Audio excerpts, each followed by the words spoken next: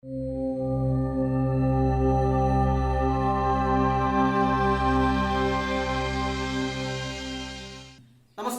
എന്റെ പേര് മനു പി മോഹൻ എന്നാണ്. നിങ്ങൾ കണ്ടുകൊണ്ടിരിക്കുന്ന എന്റെ ചാനലിന്റെ പേര് എഡ്യു ഡിഫൻസ് എന്നാണ്. ആർമി, നേവി, എയർഫോഴ്സ് മറ്റെല്ലാ പാരാമിലിറ്ററി ഫോഴ്സസിന് വേണ്ടി പ്രിപ്പയർ ചെയ്യുന്ന ഉദ്യോഗാർത്ഥികൾക്ക് വേണ്ടി തുടങ്ങിയ ചാനലാണ്. എല്ലാ പരീക്ഷകൾക്കും സ്ഥിരമായി ചോദിച്ചുകൊണ്ടിരിക്കുന്ന SSC സ്റ്റാറ്റിക് GK ക്ലാസ്സുകളാണ് ഞാൻ എടുത്തുകൊണ്ടിരിക്കുന്നത്. അപ്പോ എന്റെ ചാനൽ ആദ്യമായി കാണുന്നവരാണെങ്കിൽ ഈ ചാനൽ നിങ്ങൾക്ക് ഉപകാരപ്രദമാണെന്ന് തോന്നുന്നുണ്ടെങ്കിൽ ഇതൊന്ന് സബ്സ്ക്രൈബ് ചെയ്യുക, മറ്റുള്ളവരിലേക്ക് ഒന്ന് എത്തിച്ചു കൊടുക്കുക, ഷെയർ ചെയ്യുക. അപ്പോൾ നമുക്ക് ക്ലാസ്സിലേക്ക് പോവാം.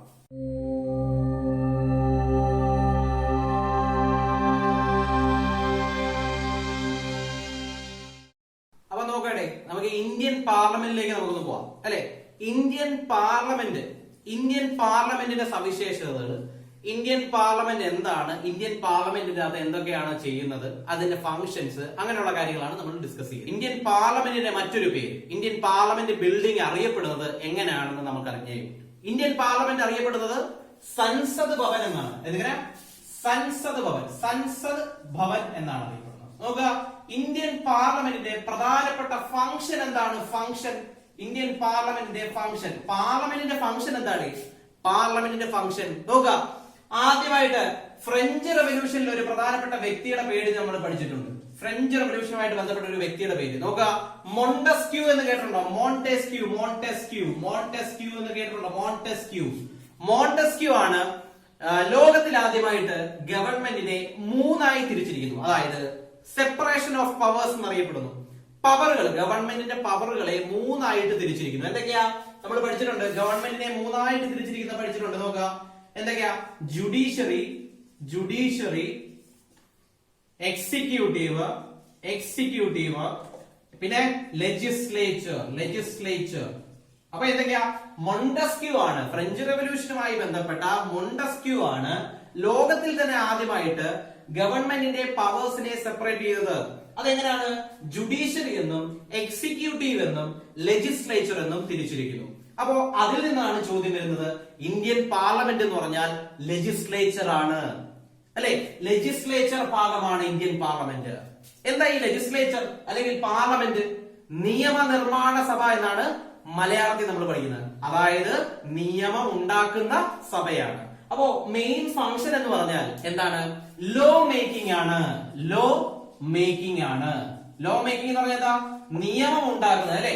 ഒരു സഭയിൽ ഒരു ബില്ല് അവതരിപ്പിക്കുന്നു, ആ ബില്ല് പാസ്സാക്കുന്നു, അങ്ങനത്തെ ഒരു നിയമമായി മാറുന്നു അല്ലെ? നമ്മളിപ്പോ CAA നിയമം പഠിച്ചു, അഗ്രികൾച്ചർ റിഫോംസ് ആക്ട് പഠിച്ചു. അങ്ങനെ ഓരോ ആക്ടുകളും നമ്മൾ പാർലമെന്റിൽ അവതരിപ്പിച്ച് അത് ബില്ലായിട്ട് മാറി, ബില്ല് പിന്നീട് നിയമമായിട്ട് മാറുന്നു, ലോ ആയിട്ട് മാറുന്നു അല്ലെ? അപ്പൊ ലോ മേക്കിംഗ് ഏജൻസി അല്ലെങ്കിൽ ലോ മേക്കിംഗ് ബോഡി എന്നറിയപ്പെടുന്ന വിഭാഗമാണ് ഇന്ത്യൻ പാർലമെന്റ് അല്ലെങ്കിൽ പാർലമെന്റ്. നോക്കണേ, ഇന്ത്യൻ പാർലമെന്റിന്റെ മറ്റൊരു പേര് സൻസദ് ഭവൻ എന്നാണ്. ഫംഗ്ഷൻ ലോ മേക്കിംഗ് ആണ്. അപ്പോ ഇന്ത്യൻ പാർലമെന്റിൽ ആരൊക്കെ ഉൾപ്പെടുന്നു? അതാണ് മൂന്നാമത്തെ ചോദ്യം. നിങ്ങൾക്ക് ഏറ്റവും കൂടുതൽ ചോദിക്കുന്ന ഓപ്ഷൻ ഇട്ട് ചോദിക്കുന്ന ചോദ്യമാണ്. ഇന്ത്യൻ പാർലമെന്റിൽ ആരൊക്കെ ഉൾപ്പെടുന്നു? നോക്കുക, ഒന്നാമത് പ്രസിഡന്റ് ആണ്. രണ്ടാമത് ആരാണ്? പറഞ്ഞോ, ആരാ പറഞ്ഞത്? നോക്കുക, പ്രസിഡന്റ് ഒന്നാമത്. രണ്ടാമത് ലോക്സഭയാണ്. ലോക്സഭയാണ്. മൂന്നാമത് രാജ്യസഭ. അപ്പോ മൂന്ന് കാര്യങ്ങളാണ്. എന്തൊക്കെയാ? പ്രസിഡന്റ്, ലോക്സഭ, രാജ്യസഭ. ഇത് മൂന്നെണ്ണം കൂടെ ചേരുമ്പോ എന്താവുന്നു? ഇന്ത്യൻ പാർലമെന്റ് ആവുന്നു. അപ്പോ ഇതൊക്കെയാണ് ചോദ്യങ്ങൾ. നോക്കുക, ഇന്ത്യൻ പാർലമെന്റിന്റെ മറ്റൊരു പേര് സൻസദ് ഭവൻ എന്നാണ്. ഫംഗ്ഷൻ ലോ മേക്കിംഗ് എന്നാണ്. ഫംഗ്ഷൻ കഴിഞ്ഞു. നോക്കുക, ഇന്ത്യൻ പാർലമെന്റിൽ ആരൊക്കെയുണ്ട്? ഒന്ന് പ്രസിഡന്റ്, രണ്ട് ലോക്സഭ, മൂന്ന് രാജ്യസഭ. അപ്പൊ ഈ മൂന്നെണ്ണം കൂടെ ചേരുമ്പോഴാണ് ഇന്ത്യൻ പാർലമെന്റ് ഉണ്ടാവുന്നത്. ഇന്ത്യൻ പാർലമെന്റിന്റെ മറ്റൊരു പ്രധാനപ്പെട്ട സവിശേഷത, ഇന്ത്യൻ പാർലമെന്റ് ബൈക്യാമറൽ ആണ്. അപ്പൊ ഇന്ത്യൻ പാർലമെന്റ് ഏത് ടൈപ്പ് ആണെന്ന് ചോദിച്ചാൽ ബൈക്യാമറൽ ആണ്. അതെന്താണ് ബൈ എന്ന് നിങ്ങൾ പഠിച്ചിട്ടുണ്ട്. ബൈ എന്താ? ബൈ രണ്ട് എന്നല്ലേ നിങ്ങൾ ഉപയോഗിക്കുന്നത് അല്ലെ? ബൈ എന്ന് പറഞ്ഞാൽ രണ്ട് എന്നാണ് അർത്ഥം അല്ലെ? അപ്പൊ രണ്ട് സഭകൾ ചേർന്ന പാർലമെന്റ് ആണ് ഇന്ത്യൻ പാർലമെന്റ്. രണ്ട് സഭകൾ ഏതൊക്കെയാ? ലോക്സഭയും രാജ്യസഭയും ചേരുമ്പോഴേ ബൈക്യാമറൽ സിസ്റ്റം ഉണ്ടാവും. ഈ ബൈക്യാമറൽ സിസ്റ്റം നമ്മൾ ബ്രിട്ടനിൽ നിന്നാണ് എടുത്തിരിക്കുന്നത്, അല്ലെ? ബ്രിട്ടന്റെ കോളനി ആയിരുന്നു ഇന്ത്യ. അപ്പൊ ബ്രിട്ടനിൽ നിന്നാണ് നമ്മൾ ഇത് കടമെടുത്തിരിക്കുന്നത്. ലോക്സഭയെന്നും രാജ്യസഭയെന്നും രണ്ട് ദ്വിമണ്ഡല സഭകൾ, രണ്ട് സഭകളുണ്ട് നമുക്ക് ഇന്ത്യക്ക്, അല്ലെ? ഇന്ത്യൻ പാർലമെന്റിന്. അതുകൊണ്ട് അതിനെ അറിയപ്പെടുന്നത് ബൈക്യാമറൽ സിസ്റ്റം എന്നാണ്. Indian parliament system bicameral system ആണ്.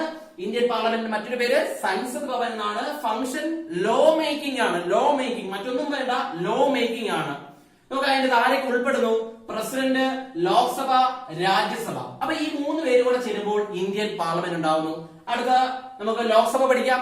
ഇന്ത്യൻ പാർലമെന്റില് ലോവർ ഹൗസ് എന്നറിയപ്പെടുന്നത് ലോക്സഭയാണ്. അപ്പൊ നമുക്ക് പഠിക്കാൻ ഇപ്പൊ ലോവർ കേട്ടോ. ലോക്സഭ ലോവർ ഹൗസ് ആണ്, അതായത് താഴെയുള്ള സഭയാണ് കേട്ടോ.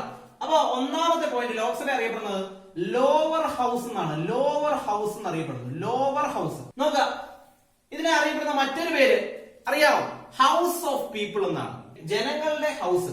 റെപ്രസെന്റേറ്റീവ്സ് എന്ന് പറഞ്ഞാൽ ജനങ്ങളായിരിക്കും. ജനങ്ങൾ നേരിട്ട് തെരഞ്ഞെടുക്കുന്ന ആൾക്കാരായിരിക്കും എവിടോട്ട് പോകുന്നത്? ലോക്സഭയിലേക്ക് പോകുന്നത്. അപ്പം ജനങ്ങളുടെ ഹൗസ് അല്ലെങ്കിൽ ഹൗസ് ഓഫ് പീപ്പിൾ എന്നറിയപ്പെടുന്നു. ഹൗസ് ഓഫ് പീപ്പിൾ എന്നറിയപ്പെടുന്നു. ഹൗസ് ഓഫ് പീപ്പിൾ എന്നറിയപ്പെടുന്നു. അപ്പൊ ഒന്നാമത്തെ പോയിന്റ് ലോവർ ഹൗസ് എന്നറിയപ്പെടുന്നു. രണ്ടാമത്തെ പോയിന്റ് ഹൗസ് ഓഫ് പീപ്പിൾ എന്നും അറിയപ്പെടുന്നു, അല്ലെ? ജനങ്ങൾ നേരിട്ട് തെരഞ്ഞെടുത്ത് വിടുന്ന ആൾക്കാരാണ് പാർലമെന്റിലെ ലോക്സഭയിലേക്ക് പോകുന്നത് കേട്ടോ. അപ്പം lower house, house of people, അല്ലെ? അപ്പൊ ഈ ലോക്സഭയില് അംഗത്വം നേടാൻ വേണ്ടിയിട്ട് ഒരാൾക്ക് വേണ്ടുന്ന മിനിമം ഏജ് എത്ര എന്ന് ചോദിക്കും. ഏറ്റവും മിനിമം ഏജ് 25 വയസ്സാണ്. 25 വയസ്സാണ് ഏജ്. അപ്പോ ഒരു ലോക്സഭാ മെമ്പറുടെ കാലാവധി എത്ര ദിവസം അല്ലെങ്കിൽ എത്ര നാള്? ടെന്യൂർ എന്നാണ് അതിനെ പറയുന്നത് കേട്ടോ. ടെന്യൂർ എത്ര കാലാവധിയാണ്? ടെന്യൂർ ഓഫ് മെമ്പർ ലോക്സഭാ മെമ്പറിന്റെ ടെന്യൂർ എത്ര? 5 വർഷത്തേക്കാണ് ഒരു ലോക്സഭാ മെമ്പറിനെ തിരഞ്ഞെടുക്കുന്നത്. അപ്പൊ 5 വർഷമാണ് ഒരു ലോക്സഭാ മെമ്പറിന്റെ ടെന്യൂർ എന്നറിയപ്പെടുന്നത് കേട്ടോ. 5 വർഷം. അതേപോലെ ഒരു ലോക്സഭ 5 വർഷത്തേക്കേ ഉള്ളൂ. അപ്പൊ ഒരു ലോക്സഭ 5 വർഷത്തേക്കേ ഉള്ളൂ. ടെന്യൂർ ഓഫ് ലോക്സഭ എന്നറിയപ്പെടുന്നത്, ടെന്യൂർ ഓഫ് ലോക്സഭ എന്നറിയപ്പെടുന്നതും 5 വർഷമാണ്. 5 വർഷത്തേക്കാണ് ലോക്സഭാ മെമ്പേഴ്സിനെ തിരഞ്ഞെടുക്കുന്നത്. അപ്പൊ 5 വർഷം കഴിയുമ്പോൾ റിട്ടയർ ആവും. അങ്ങനെ ലോക്സഭ പിരിച്ചുവിടുന്നു, അല്ലെ? അടുത്ത ഇലക്ഷൻ നേരിടുന്നു. അങ്ങനെയാണ് നമ്മൾ പോകുന്നത്. അപ്പൊ ടെന്യൂർ 5 വർഷത്തേക്കാണ്. ലോക്സഭയുടെയും മെമ്പേഴ്സിന്റെയും ടെന്യൂർ 5 വർഷത്തേക്ക്. ഓക്കെ. അപ്പോ എത്ര പേരെ വരെ തിരഞ്ഞെടുക്കാം, അല്ലെ? എത്ര പേര് വരെ ലോക്സഭാ മെമ്പേഴ്സ് ആവാം? എത്ര കൗണ്ട്, എത്ര ആൾക്കാർ വരെ ആവാം? Maximum number of Lok Sabha members 552 പേരെ വരെ ലോക്സഭയിൽ ഇൻക്ലൂഡ് ചെയ്യാൻ പറ്റും, അല്ലെ? അപ്പൊ മാക്സിമം നമ്പർ അല്ലെങ്കിൽ മാക്സിമം സ്ട്രെങ്ത് എത്ര? Maximum strength of Lok Sabha, maximum strength of Lok Sabha 552 members ആകാം ലോക്സഭയിൽ. പക്ഷെ അത്രത്തോളം ഇല്ല, നമുക്ക് 538 അടുപ്പിച്ചേ ഉള്ളൂ. പക്ഷെ 552 മെമ്പേഴ്സ് വരെ ആകാൻ സാധിക്കും. അപ്പോ ലോക്സഭ ലോവർ ഹൗസ് ആണ്, ഹൗസ് ഓഫ് പീപ്പിൾ ആണ്. 25 വയസ്സ് വേണം ഒരു മെമ്പറിന്റെ ക്വാളിഫിക്കേഷൻ. അത് മാത്രമല്ല അദ്ദേഹം ഒരു സിറ്റിസൺ ഓഫ് ഇന്ത്യ ആയിരിക്കണം, അല്ലെ? ഇന്ത്യയുടെ ഒരു സിറ്റിസൺ ആയിരിക്കണം, അല്ലെ? സിറ്റിസൺ ഓഫ് ഇന്ത്യ ആയിരിക്കണം. അതാണ് ക്വാളിഫിക്കേഷൻ ഒരു മെമ്പറിന്റെ. അപ്പൊ ടെന്യൂർ ഓഫ് മെമ്പേഴ്സ് 5 വർഷമാണ്. ടെന്യൂർ ഓഫ് ലോക്സഭ 5 വർഷമാണ്. അപ്പൊ ഇനി നമുക്ക് പഠിക്കാനുള്ളത് ഏറ്റവും കൂടുതൽ ലോക്സഭാ സീറ്റുകളൊക്കെ എവിടെ നിന്നാണ്, ഏത് സ്റ്റേറ്റിൽ നിന്നാണെന്ന് ചോദിച്ചാൽ ഒറ്റ കാര്യമേ ഉള്ളൂ. ഏറ്റവും കൂടുതൽ ജനങ്ങളുള്ളത് ഏത് സ്റ്റേറ്റ് ആണ്? ഏറ്റവും കൂടുതൽ പോപ്പുലേഷൻ ഉള്ള ഏത് സ്റ്റേറ്റ് ആണ്? നിങ്ങൾ പഠിച്ചിട്ടുണ്ട്. ഏറ്റവും കൂടുതൽ പോപ്പുലേഷൻ ഉള്ള സ്റ്റേറ്റ് യു പി ഉത്തർപ്രദേശ് ആണ് ഏറ്റവും കൂടുതൽ പോപ്പുലേഷൻ ഉള്ള സ്റ്റേറ്റ്. ആ സ്റ്റേറ്റിൽ നിന്നാണ് ഏറ്റവും കൂടുതൽ ലോക്സഭാ മെമ്പേഴ്സും രാജ്യസഭാ മെമ്പേഴ്സും ഉള്ളത്. എല്ലാ MLA-കളും ഏറ്റവും കൂടുതൽ ഉള്ളത്, രാജ്യസഭയിൽ ഏറ്റവും കൂടുതൽ ഉള്ളത്, ലോക്സഭയിൽ ഏറ്റവും കൂടുതലുള്ള മെമ്പേഴ്സും എല്ലാം UP-യിൽ നിന്നാണ്. അതൊരു പോയിന്റ് ആണ്, നിങ്ങൾ ഓർത്തു വെക്കുക. UP-യിൽ നിന്നാണ് ഏറ്റവും കൂടുതൽ ലോക്സഭാ മെമ്പേഴ്സ് വരുന്നത്. ഇനി ഇതൊന്നുമല്ല, ലോക്സഭയെ പ്രിസൈഡ് ചെയ്യുന്നത്, പ്രിസൈഡിംഗ് ഓഫീസർ അല്ലെങ്കിൽ ഗാർഡിയൻ ഓഫ് ലോക്സഭ എന്നൊക്കെ അറിയപ്പെടുന്നത്, ഏറ്റവും ഹയസ്റ്റ് ഒഫീഷ്യൽ എന്നറിയപ്പെടുന്നത് ആരാ? ലോക്സഭയുടെ മീറ്റിംഗ് കൈകാര്യം ചെയ്യുന്ന ഹെഡ് ആരാ? ലോക്സഭാ സ്പീക്കർ ആണ്. ലോക്സഭാ സ്പീക്കർ ആണ്. നോക്കുക, ഇദ്ദേഹത്തിന്റെ പേരെന്താ? വിശേഷണം എന്താ? ഗാർഡിയൻ ഓഫ് ലോക്സഭ എന്നറിയപ്പെടുന്നു. ഗാർഡിയൻ ഓഫ് ലോക്സഭ എന്നറിയപ്പെടുന്നു. മറ്റൊരു പേരെന്താ? മറ്റൊരു പേര് highest official of Lok Sabha. Highest official of Lok Sabha. അപ്പൊ ലോക്സഭാ സ്പീക്കറിനാണ് ഏറ്റവും കൂടുതൽ പ്രാധാന്യം ലോക്സഭയിൽ, അല്ലെ? ലോക്സഭാ സ്പീക്കറാണ് അതിന്റെ ഹെഡ്. അദ്ദേഹമാണ് അവിടുത്തെ ഏറ്റവും വലിയ ഒഫീഷ്യൽ എന്നറിയപ്പെടുന്നത്. എല്ലാ മീറ്റിങ്ങുകളും ഹെഡ് ചെയ്യുന്നത് അല്ലെങ്കിൽ ചെയർ ചെയ്യുന്നത് ലോക്സഭാ സ്പീക്കർ ആയിരിക്കും. അദ്ദേഹത്തിന്റെ നടപടിയാണ് ബാക്കിയുള്ളവരെല്ലാം അനുസരിക്കുന്നത്, അല്ലെ? അങ്ങനെയാണെങ്കിൽ നിങ്ങളുടെ ചോദ്യം എന്താകുന്നു? ലോക്സഭയിലെ ആദ്യത്തെ സ്പീക്കർ ആര്? ലോക്സഭയിലെ ആദ്യത്തെ സ്പീക്കർ നോക്കുക, GB മാവലങ്കാർ. GB മാവലങ്കാർ ആണ് ലോക്സഭയിലെ ആദ്യത്തെ സ്പീക്കർ. അതുകൊണ്ട് അദ്ദേഹത്തിന് അറിയപ്പെടുന്നത് എങ്ങനെയാ? ഫാദർ ഓഫ് ലോക്സഭ എന്നറിയപ്പെടുന്നു. എങ്ങനെയാ? ഫാദർ ഓഫ് ലോക്സഭ എന്നറിയപ്പെടുന്നു. അപ്പൊ നമ്മൾ പഠിച്ചു GB മാവലങ്കാർ ആണ് first Lok Sabha speaker. First Lok Sabha speaker. നോക്കാം, GB മാവലങ്കർ ആണ് ആദ്യത്തെ Lok Sabha speaker. Father of Lok Sabha എന്നറിയപ്പെടുന്നതും GB മാവലങ്കാർ ആണ്. അപ്പൊ ലോക്സഭയെ കുറിച്ച് എല്ലാ ചോദ്യങ്ങളും ബേസിക് ആയിട്ടുള്ള സ്റ്റാറ്റിക് GK ചോദ്യങ്ങളെല്ലാം നിങ്ങൾ കൈകാര്യം ചെയ്തു. ഇതിൽ നിന്ന് ചോദിക്കുന്നെങ്കിലേ നിങ്ങൾ ചോദിക്കത്തുള്ളൂ. നിങ്ങൾ ധൈര്യപൂർവ്വം എഴുതിക്കോ, ലോക്സഭയുടെ ചോദ്യങ്ങൾ നേരിടൂ. അപ്പൊ നമുക്ക് രാജ്യസഭയിലേക്ക് പോകാം. നമുക്ക് രാജ്യസഭ പഠിക്കാം. ലോക്സഭ പഠിച്ചു, ലോവർ ഹൗസ് ആണെന്ന് പഠിച്ചു, അല്ലെ? അപ്പൊ രാജ്യസഭ അപ്പർ ഹൗസ് ആണ്, മുകളിലുള്ള ഹൗസ് ആണ്, അല്ലെ? അപ്പൊ ഒന്നാമത്തെ പോയിന്റ് അപ്പർ ഹൗസ് എന്നറിയപ്പെടുന്നു. അപ്പർ ഹൗസ് എന്നറിയപ്പെടുന്നു. മാത്രമല്ല മറ്റൊരു പേരുണ്ട്, കൗൺസിൽ ഓഫ് സ്റ്റേറ്റ്സ് എന്നറിയപ്പെടുന്നു. കൗൺസിൽ ഓഫ് സ്റ്റേറ്റ്സ് എന്നറിയപ്പെടുന്നു. കൗൺസിൽ ഓഫ് സ്റ്റേറ്റ്സ് എന്നറിയപ്പെടുന്നു. അപ്പം എങ്ങനെയൊക്കെയാ? അപ്പർ ഹൗസ് എന്നറിയപ്പെടുന്നു, കൗൺസിൽ ഓഫ് സ്റ്റേറ്റ്സ് എന്നറിയപ്പെടുന്ന സഭയും രാജ്യസഭയാണ്. അപ്പോ ലോക്സഭ നമ്മൾ പഠിച്ചു, ചെറിയ ഹൗസ് ആയിരുന്നു ലോക്സഭ, അല്ലെ? അല്ലെങ്കിൽ ലോവർ ഹൗസ് ആയിരുന്നു. മറ്റേ എന്തൊക്കെയാ? ഹൗസ് ഓഫ് പീപ്പിൾസ് എന്നായിരുന്നു അറിയപ്പെടുന്നത്. ഇവിടെ കൗൺസിൽ ഓഫ് സ്റ്റേറ്റ്സ് എന്നാണ് അറിയപ്പെടുന്നത്. അപ്പോ രാജ്യസഭയുടെ മാക്സിമം നമ്പർ അല്ലെങ്കിൽ മെമ്പേഴ്സിന്റെ സ്ട്രെങ്ത് എത്രയാണെന്ന് വെച്ചാൽ strength of members, maximum strength of members, maximum strength of members എത്ര മെമ്പേഴ്സ് വരെ ആകാം? 250 മെമ്പേഴ്സ് വരെ ആകാം. എത്ര മെമ്പേഴ്സാ? 250 മെമ്പേഴ്സ് വരെ ആകാം. പക്ഷേ ഒരു കാര്യമുണ്ട്, രാജ്യസഭയിലും ലോക്സഭയിലേക്കും പ്രസിഡന്റിന്റെ നോമിനേറ്റഡ് പദവിയിൽ ആൾക്കാരെ നിയമിക്കാൻ പറ്റും. കുറച്ച് മെമ്പേഴ്സ് ഉണ്ട്. അപ്പോ അങ്ങനെ രാജ്യസഭയിലേക്ക് പ്രസിഡന്റ് നോമിനേറ്റ് ചെയ്യുന്ന മെമ്പേഴ്സിന്റെ പേര് അല്ലെങ്കിൽ എത്ര പേരുണ്ടെന്ന് വെച്ചാൽ 12 മെമ്പേഴ്സ് ഉണ്ട്. അപ്പൊ നമുക്ക് നോമിനേറ്റഡ് പദവിയിൽ 12 മെമ്പേഴ്സിനെ ആരാണ് നോമിനേറ്റ് ചെയ്യുന്നത്? പ്രസിഡന്റ് ആണ് രാജ്യസഭയിലേക്ക് നോമിനേറ്റ് ചെയ്യുന്നത്, അല്ലെ? 12 മെമ്പേഴ്സിനെ പ്രസിഡന്റ് രാജ്യസഭയിലേക്ക് നോമിനേറ്റ് ചെയ്യുന്നു. അങ്ങനെയാണെങ്കിൽ ലോക്സഭയിലേക്ക് എത്ര പേരെയാണ് പ്രസിഡന്റ് നോമിനേറ്റ് ചെയ്യുന്നത് നിങ്ങൾ പഠിച്ചിരിക്കണം. ലോക്സഭയിലേക്ക് നോമിനേറ്റ് ചെയ്യുന്നത് 2 പേരെയാണ്. ലോക്സഭയിലേക്ക് പ്രസിഡന്റ് 2 പേരെയാണ് നോമിനേറ്റ് ചെയ്യുന്നത്. രാജ്യസഭയിലേക്ക് 12 മെമ്പേഴ്സിനെ നോമിനേറ്റ് ചെയ്യുന്നു. അങ്ങനെ മൊത്തത്തിൽ പാർലമെന്റിൽ എത്ര മൊത്തത്തിലുള്ള നോമിനേഷൻ ഉണ്ട്? 12ഉം 2ഉം 14 നോമിനേഷൻ പ്രസിഡന്റ് ചെയ്യുന്നു പാർലമെന്റിലേക്ക്. ബാക്കി എല്ലാവരും എലക്ടഡ് ആണ്. ഇവർ എലക്ടഡ് അല്ല, ഇവരാരാ? Nominated members. സ്പോർട്സ്, ലിറ്ററേച്ചർ, അങ്ങനെ എല്ലാ മേഖലകളിൽ നിന്നും ആൾക്കാരെ സെലക്ട് ചെയ്ത് പ്രസിഡന്റ് ആണ് നോമിനേറ്റ് ചെയ്യുന്നത്, അല്ലെ? അപ്പൊ രാജ്യസഭയില് upper house, council of states, strength of members 250 ആണ്. 12 മെമ്പേഴ്സിനെ നോമിനേറ്റ് ചെയ്യുന്നത് പ്രസിഡന്റ് ആണ്, അല്ലെ? ഇവരെ ഇൻഡയറക്റ്റ് ആണ് എലക്ട് ചെയ്യുന്നത്, അല്ലെ? അപ്പൊ ഇവരുടെ മോഡ് ഓഫ് എലക്ഷൻ എങ്ങനെയാ?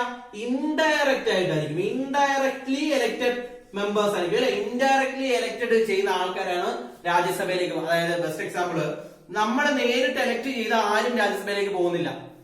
നമ്മൾ എലക്ട് ചെയ്ത MLA-മാര് നമ്മളുടെ നിയമസഭയിൽ, അതായത് ഒരു സ്റ്റേറ്റിന്റെ നിയമസഭയിൽ അവരാണ്, ആ MLAs എല്ലാവരും കൂടെ ചേർന്നാണ് എലക്ട് ചെയ്ത് ആരെ നിശ്ചയിക്കുന്നത്? രാജ്യസഭാ മെമ്പറിനെ നിശ്ചയിക്കുന്നത്. അതായത് നേരിട്ട് ജനങ്ങള് എലക്ട് ചെയ്യുന്നില്ല രാജ്യസഭയിൽ. പക്ഷെ നേരിട്ട് ജനങ്ങൾ എലക്ട് ചെയ്യുന്നത് ഏത് സഭയിലേക്കാ? ലോക്സഭയിലേക്കാണ്. അതാണ് വ്യത്യാസം. നേരിട്ട് എലക്ട് ചെയ്യുന്ന ഡയറക്ട്ലി എലക്ടഡ് മെമ്പേഴ്സ് ആണ് ലോക്സഭയിലേക്ക് പോകുന്നതെങ്കിൽ ഇൻഡയറക്ട്ലി എലക്ടഡ് മെമ്പേഴ്സ് ആണ് രാജ്യസഭയിലേക്ക് പോകുന്നത്. ഏറ്റവും വലിയ പ്രത്യേകത എന്ന് പറഞ്ഞാൽ രാജ്യസഭയുടെ ടെന്യൂർ കാലാവധി. രാജ്യസഭയ്ക്കൊരു കാലാവധി ഉണ്ടോ എന്ന് ചോദിച്ചാൽ കാലാവധിയില്ല. രാജ്യസഭയ്ക്ക് യാതൊരു കാലാവധിയും ഇല്ല കേട്ടോ. 5 വർഷം 6 വർഷം എന്നൊരു കാലാവധിയൊന്നുമില്ല. രാജ്യസഭ അതുപോലെ തന്നെ എത്ര കാലം വേണമെങ്കിലും പോകും, അല്ലെ? രാജ്യസഭയ്ക്ക് ടെന്യൂർ ഓഫ് രാജ്യസഭയുടെ ടെന്യൂർ നോ ലിമിറ്റ് ആണ്. നോ ലിമിറ്റ്, ഒരു ലിമിറ്റും ഇല്ല കേട്ടോ, ഒരു ലിമിറ്റും ഇല്ല. എത്ര കാലം വേണമെങ്കിലും പോയിക്കോളും. പക്ഷേ രാജ്യസഭയുടെ മെമ്പേഴ്സിന് ലിമിറ്റ് ഉണ്ട്. രാജ്യസഭയുടെ മെമ്പേഴ്സിന്റെ കാലാവധി 6 വർഷമാണ്. അപ്പൊ ടെന്യൂർ ഓഫ് മെമ്പേഴ്സ് ഓഫ് രാജ്യസഭയുടെ മെമ്പേഴ്സിന്റെ കാലാവധി എത്രയെന്ന് വെച്ചാൽ 6 വർഷമാണ്. 6 വർഷമാണ് രാജ്യസഭയുടെ മെമ്പേഴ്സിന്റെ കാലാവധി. എന്നാൽ ഒരു രാജ്യസഭാ മെമ്പറിന്റെ മിനിമം ഏജ് എത്ര ആയിരിക്കണം? ഇത്രയും ഏജ് ഉണ്ടെങ്കിലേ അതിന്റെ ഇലക്ഷന് പങ്കെടുക്കാൻ പറ്റത്തുള്ളൂ. എത്ര വയസ്സാ? 30 വയസ്സ്. 30 വയസ്സുള്ള ആൾക്കാർക്ക് മാത്രമേ രാജ്യസഭയിൽ മത്സരിക്കാൻ പറ്റൂ. പക്ഷേ ലോക്സഭയിൽ 25 വയസ്സുള്ളവർക്ക് മത്സരിക്കാം. ഇവിടെ 30 വയസ്സ് വേണം. മാത്രമല്ല അദ്ദേഹം സിറ്റിസൺ ആയിരിക്കണം. എവിടുത്തെയാ? ഇന്ത്യയുടെ തന്നെ സിറ്റിസൺ ആയിരിക്കണം. ഇനി ഏറ്റവും വലിയ പ്രത്യേകത, രാജ്യസഭയെ പ്രിസൈഡ് ചെയ്യുന്നത്, അതായത് ഹെഡ് ചെയ്യുന്നത്, ചെയർ ചെയ്യുന്നത്, രാജ്യസഭാ മീറ്റിംഗ് അല്ലെങ്കിൽ സെഷൻസുകൾ കൈകാര്യം ചെയ്യുന്ന ഏറ്റവും ഹയസ്റ്റ് ഒഫീഷ്യൽ ആരായിരിക്കും? Chairman of Rajya Sabha. ആരാ ചെയർമാൻ ഓഫ് രാജ്യസഭ?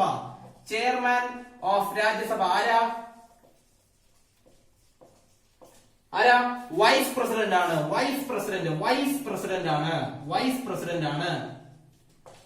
നമ്മൾ പഠിച്ചു വൈസ് പ്രസിഡന്റ് ആണ് രാജ്യസഭയുടെ ചെയർമാൻ. അതായത് രാജ്യസഭയുടെ സെഷൻസുകൾ ചെയർ ചെയ്യുന്നത്, അത് കോർഡിനേറ്റ് ചെയ്യുന്ന വ്യക്തിയുടെ പേര് രാജ്യസഭാ ചെയർമാൻ ആണ്. രാജ്യസഭാ ചെയർമാൻ എപ്പോഴും വൈസ് പ്രസിഡന്റ് ആയിരിക്കും. അപ്പൊ ഇന്ത്യയിലെ ആദ്യത്തെ രാജ്യസഭാ ചെയർമാൻ ആരാ? ഇന്ത്യയുടെ ആദ്യത്തെ രാജ്യസഭയുടെ ചെയർമാൻ ആരാന്ന് ചോദിച്ചു കഴിഞ്ഞാൽ ഇന്ത്യയുടെ ആദ്യത്തെ വൈസ് പ്രസിഡന്റ് ആയിരിക്കും. ആദ്യത്തെ വൈസ് പ്രസിഡന്റിന്റെ പേര് ഡോക്ടർ എസ് രാധാകൃഷ്ണൻ. ഡോക്ടറിന്റെ പേരുള്ള ഡോക്ടർ എസ് രാധാകൃഷ്ണൻ. എന്താ പ്രത്യേകത? ടീച്ചേഴ്സ് ഡേ, അതായത് സെപ്റ്റംബർ 5ലാണ് നമ്മൾ ടീച്ചേഴ്സ് ഡേ ആചരിക്കുന്നത്. ടീച്ചേഴ്സ് ഡേ ആചരിക്കുന്നത് അല്ലെ? സെപ്റ്റംബർ 5 ആണ് ടീച്ചേഴ്സ് ഡേ ആചരിക്കുന്നത്. സെപ്റ്റംബർ 15 ആരുടെ ജന്മദിനമാണ്? ഡോക്ടർ രാധാകൃഷ്ണന്റെ പേരിലാണ് സെപ്റ്റംബർ 5 ടീച്ചേഴ്സ് ഡേ ആയിട്ട് ആചരിക്കുന്നത്. അപ്പൊ ആദ്യത്തെ വൈസ് പ്രസിഡന്റ് ഡോക്ടർ രാധാകൃഷ്ണൻ ആണെങ്കിൽ സ്വാഭാവികമായിട്ടും ആദ്യത്തെ രാജ്യസഭാ ചെയർമാൻ ഡോക്ടർ എസ് രാധാകൃഷ്ണൻ തന്നെ ആയിരിക്കും. അപ്പൊ ഇപ്പോഴത്തെ രാജ്യസഭാ ചെയർമാൻ ആരാ? ഇപ്പോഴത്തെ വൈസ് പ്രസിഡന്റ് ആരാ? ഇപ്പോഴത്തെ വൈസ് പ്രസിഡന്റ് പേര് വെങ്കയ്യ നായിഡു ആണ് ഇപ്പോഴത്തെ വൈസ് പ്രസിഡന്റ്. അതായത് ഇപ്പോഴത്തെ രാജ്യസഭാ ചെയർമാൻ ആരാണ്? രാജ്യസഭയുടെ ചെയർമാൻ വെങ്കയ്യ നായിഡു. അപ്പോ നമ്മൾ പഠിച്ചു പാർലമെന്റിന്റെ താഴെ വരുന്നു പ്രസിഡന്റ്, ലോക്സഭ, രാജ്യസഭ പഠിച്ചു. ലോക്സഭ പഠിച്ചു, രാജ്യസഭ പഠിച്ചു. ഇനി ആരാ? പ്രസിഡന്റ് ആണ്. അപ്പൊ പ്രസിഡന്റും വൈസ് പ്രസിഡന്റും നല്ല 2 ടേമുകളും അതുമായിട്ട് ബന്ധപ്പെട്ട ഒരുപാട് ചോദ്യങ്ങളും നിങ്ങൾക്ക് ചോദിക്കുന്നതാണ്. അപ്പൊ പ്രസിഡന്റും വൈസ് പ്രസിഡന്റും നമുക്ക് തൊട്ടടുത്ത ക്ലാസ്സിൽ ഇന്ത്യൻ പാർലമെന്റ് എന്ന് പറഞ്ഞ അടുത്ത ടോപ്പിക്കിന്റെ നമുക്ക് പഠിക്കാം. ഇതുവരെ നിങ്ങൾ പഠിച്ച ക്ലാസ് നിങ്ങൾക്ക് ഇഷ്ടപ്പെട്ടെങ്കിൽ മാത്രം ഇത് സബ്സ്ക്രൈബ് ചെയ്യുക. ഇത് മറ്റുള്ളവരിലേക്ക് ഉപകാരപ്രദമാണെങ്കിൽ അവരിലേക്ക് ഷെയർ ചെയ്യുക. തൊട്ട് താഴെ കാണുന്ന ബെൽ ഐക്കണിൽ ഒന്ന് ക്ലിക്ക് ചെയ്യുക. മാക്സിമം സപ്പോർട്ട് ചെയ്യുക. താഴെ കമന്റ് ബോക്സിൽ നിങ്ങൾക്ക് സംശയമുള്ളത് പോയി രേഖപ്പെടുത്തുക. അപ്പോ ക്ലാസ്സുകൾ നിർത്തുന്നു. അടുത്ത ക്ലാസ്സിൽ നമുക്ക് വീണ്ടും കാണാം. ബൈ.